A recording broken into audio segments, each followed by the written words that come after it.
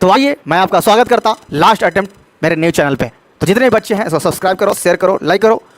एक नवीन बत्रा आपको दिल्ली से लाइव क्लास ले रहा है, ठीक है, जो हज़ारों पैसे से क्लास ले रहा, 1 घंटे का जो आपको फ्री में क्लास ले रहा। तो आपका फर्ज बनता है कि वीडियो को शेयर करें, लाइक करें, सब्सक्राइब करें, ताकि मुझे मोटिवेशन मिले और मैं आपके लिए बिल्कुल फ्री ऑफ कॉस्ट क्लास लूँ। समझ में आया भाई? तो चलिए आगे हम शुरुआत करते हैं।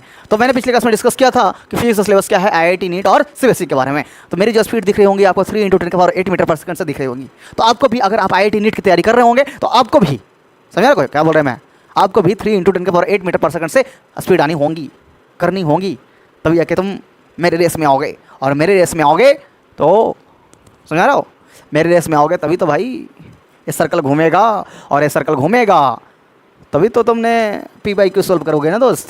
शुरुआत करते हैं आप। तो मेरी बात समझ में आ गई होगी। तो मेरे साथ चलना है आपको। तो आपको 3 × 10⁸ मीटर पर सेकंड से आपको रफ्तार बढ़ानी होगी। मेरी रफ्तार बहुत तेज स्पीड है, मेरी क्लास में आप देख सकते हैं। आगे बढ़ते हैं, चलो केमिस्ट्री शुरू करें। जो फर्स्ट लेसन है जिसका नाम है some basic concept of chemistry. आपको जो 11th क्लास में, अभी 11th के बारे में डिस्कस करूँगा, उसके बाद 12th में डिस्कस करूँगा केमिस्ट्री के बारे में। तो अभी जब पढ़ेंगे हम 11th के बारे में डिस्कस करेंगे, 11th सिलेबस के बारे में डिस्कस करेंगे, ठीक है। तो जो फर्स्ट चैप्टर है some basic concept of chemistry. अब इसमें क्या क्या पढ़नी है तो ध्यान समझे। मोल पढ़नी, मोलरिटी पढ़नी, मोल फ्रैक्शन पढ़नी, मोललिटी पढ़नी। समझ में आ रहा कुछ? ए स्मॉल में कैपिटल मोलरिटी हो गया, मोललिटी हो गया। सॉल्विटी पढ़नी है भाई, आपको कॉन्सेंट्रेशन पढ़नी है, स्टोइचियोमेट्री पढ़नी है। समझ आ रहा कुछ? ऐसी बहुत सारे कुछ पढ़नी है इस चैप्टर में। और इसे प्योर जो चैप्टर है वो न्यूमेरिकल बेसिस है। आगे हम बढ़ते हैं। सेकंड का नाम है स्ट्रक्चर ऑफ एटम। और एक बात ध्यान देंगे सारे बच्चे, जो some basic concept of chemistry लिखा हुआ है, अगर आप इसको ढंग से पढ़ते हैं, जो 12th क्लास में एक चैप्टर का नाम है सॉल्यूशन, वो आपको बहुत अच्छे से समझ में आएगा। तो इसलिए जितने बच्चे हैं वो 11th क्लास का जो फर्स्ट चैप्टर है उसे सही से पढ़ें। आगे हम बढ़ते हैं। सेकंड चैप्टर का नाम क्या है? Structure of atom. अब ये भी बताते हैं भाई, जो सेकंड केमिस्ट्री का जो 11th का सेकंड चैप्टर है, 12th क्लास में आप जाइएगा तो आपको एक मॉडर्न फिजिक्स मिलेगा। उसमें आपको क्या पढ़नी है? Structure of atom. Atomic structure नाम एक ही है। तो आपको जो यहाँ पढ़ाया जाएगा सेम टू सेम वहाँ पढ़ाया जाएगा। तो बच्चे चाहते हैं कि कम समय ज़्यादा बेहतर करें, तो आप स्ट्रक्चर ऑफ एटम को सही से यहाँ पढ़ लें। Third, classification of element.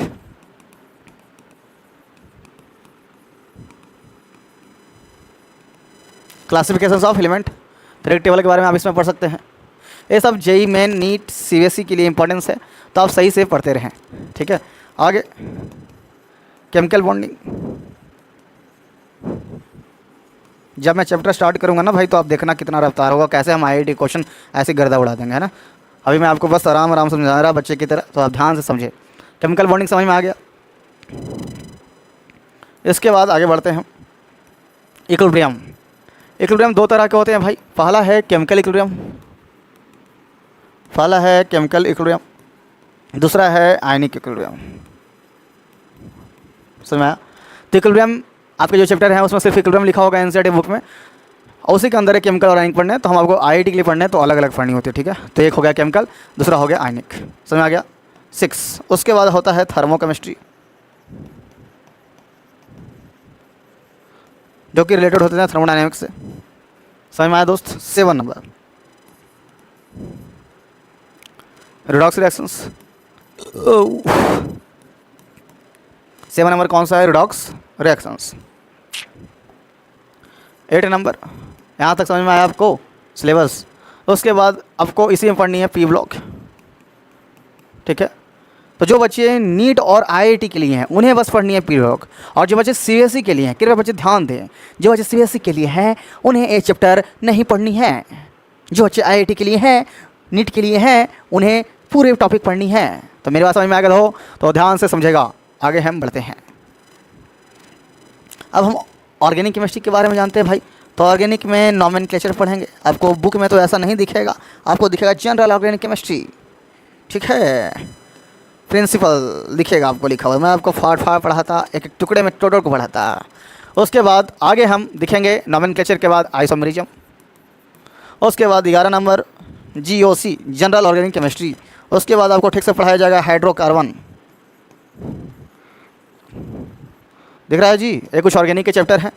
उसका जो 13 नंबर है ऐसी प्रिंसिपल्स है, ठीक है। ये कुछ ऑर्गेनिक के चैप्टर हैं, nomenclature, isomerism, GOC, hydrocarbon, principles. ये कुछ 11th के चैप्टर हैं, ठीक है, देख लीजिएगा एक बार आप।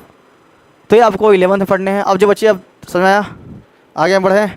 अब आपको हम 12th के बारे में डिस्कस करेंगे। अब 12th में क्या क्या पढ़नी है भाई। अब 12th हेडिंग हमने अब कलर भी चेंज कर देते हैं ताकि तुम्हें समझ में आए। अब जो 12th का जो सिलेबस है भाई, ध्यान समझो। फर्स्ट है सॉल्यूशन। फर्स्ट चैप्टर का नाम क्या है, सॉल्यूशन। सेकंड चैप्टर का नाम क्या है भाई, केमिकल काइनेटिक्स। समझ में आया। चलो थर्ड नंबर क्या है, इलेक्ट्रोकेमिस्ट्री।